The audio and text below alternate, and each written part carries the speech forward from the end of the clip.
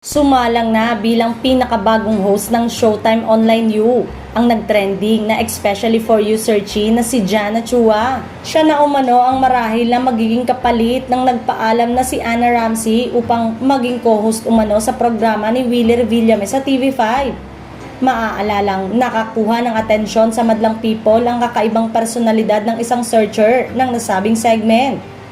Ang maswerteng nakaagaw ng spotlight at nakuha pa sa atensyon ng isa sa pinakamalaking host ng Philippine TV na si Vice Ganda.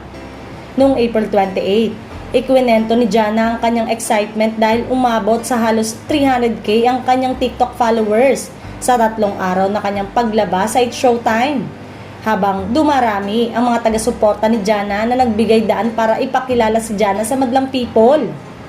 Vice Ganda, taken by her charm, offers to manage her if she pursues acting. Ayon kay Vice, ang ganda ni girl, mag-artista ka, manage kita, gandang-ganda ako sa kanya, pwedeng kapatid ni Nadine Lustre.